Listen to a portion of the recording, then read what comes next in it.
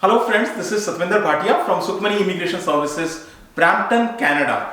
I'm a regulated and licensed Canadian immigration consultant, and today I am going to talk on a very sensitive and very important topic. This topic is going to affect so many thousands of people. So, what is the topic? What is the detail? I'll share everything with you. But before that, a small request, if you are new to the channel and have not subscribed yet, please consider subscribing. We'll talk a lot about Canadian immigration news, update, tips, tricks on this channel. If you like the video, please share it with your family and friends so that they can also benefit. So, without further delay, let's move on to a very important topic, which is about the work permit, which is getting expired in 2024. So in 2024, thousands of people are going to lose their status. Their work permit is getting expired. Now, what to do? This is a question. What can we do? Is there an option with us? So this is a question which is on your mind, on my mind, what we have to do. Now, there could be an option that go back home. Well, absolutely not. Absolutely not. This is not the right option. You came here to Canada with so many dreams, with hope to get a PR, and you go back as a loser? No. So, let's see what could be the options. So options there could be, depends upon what type of situation you are in. Your options depending upon your situation. It's not like one size fits everyone. There could be 6 options broadly speaking. So what are those 6 options? Let us see all these 6 options.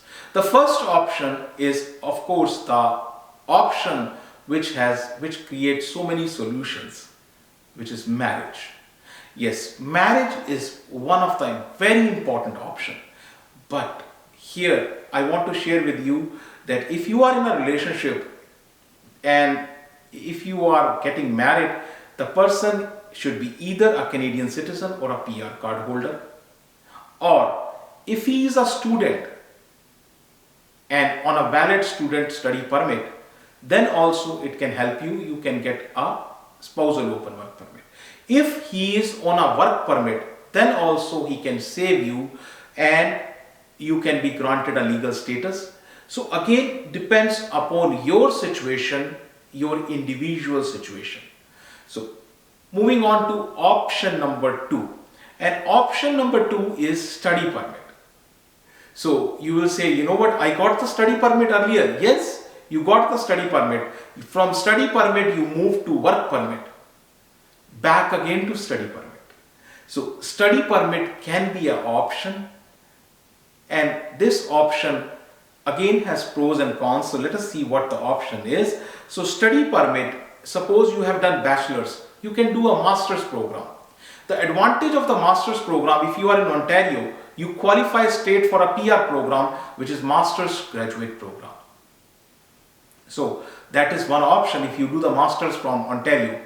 And you can do a diploma, 1 year, 2 years diploma. That will give you the time so that you can qualify in some program. But important thing to remember that you will not get PGWP because you have already got a PGWP once. So in everyone's life, PGWP you can get only once.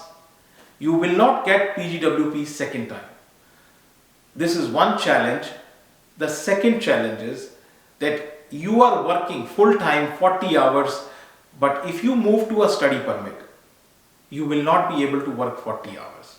Plus you have to study also. And because studying is very important, if you are on a study permit, you have to fulfill those conditions. And you are not able to work more than 20 hours. So these are the 2 big challenges you have to remember before taking this option. Now moving on to option number 3. And option number 3 is visitor record or visitor visa extension, whatever you call it. But your status is visitor.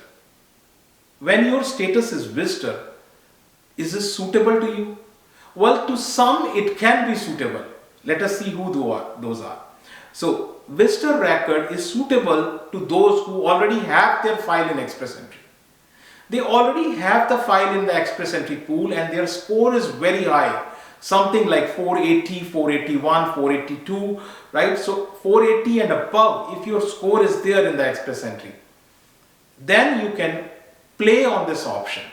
Then you can gamble on this option and hope that your turn will come in the Express Entry. But remember that when you are on a visitor status, you cannot legally work in Canada. So you are from your pocket, you are spending money. So that is important thing to remember. Moving on to option number 4. This option is the one which is talked maximum. People talk maximum about this option. What is this option? This option is LMIA. LMIA, which is Labor Market Impact Assessment. Labor Market Impact Assessment gives you a work permit which is employer specific work permit or a closed work permit. Based on LMIA you get a closed work permit. So couple of things to remember here. One, you can get 2 years of work permit, but it is a closed work permit. You cannot move from one employer to another. Currently on PGWP, you can move to any employer. Well, if you get LMIA, you cannot move from one employer to another. You will get 2 years extension. Yes, you can legally work here, but you have to work for the same employer who has provided you LMIA. Second, and most important thing, people struggle for 1 point even in Express Entry. But remember, LMIA gives you 50 points. Yes, 50 CRS points. LMIA can provide you 50 CRS points which can easily take you through. Suppose your score is 440, 450, 50, 450, 500. You are done. So, one important thing to remember, LMIA needs to match to your skill set, your background, your education. You cannot randomly pick a LMIA. It has to match you. Only then you will be getting a work permit. So this is a very, very important point to remember. Now, moving on to option number 5. This option may happen, may not happen.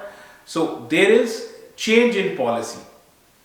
This change in policy, well, government is aware of it. Canadian government knows thousands of work permits are going to expire. They know that.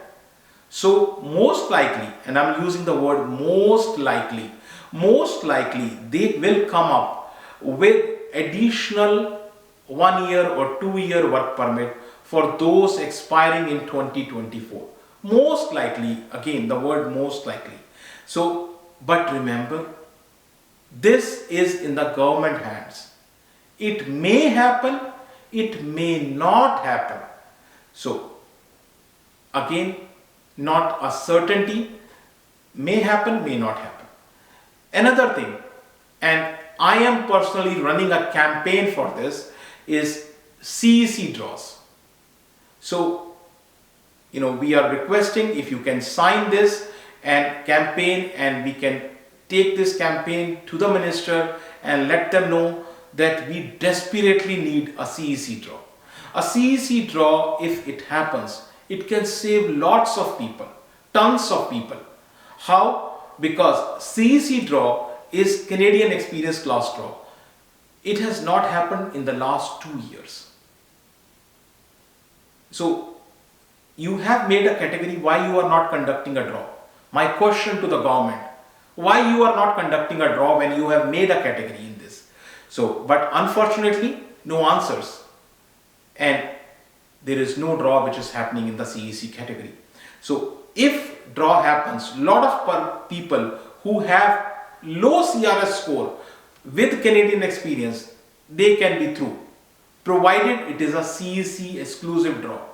So again, I am putting forward in my campaign, please, I would request all of you to please sign so we can take it to the government and show them that there are thousands of people who are waiting for CEC draw to happen.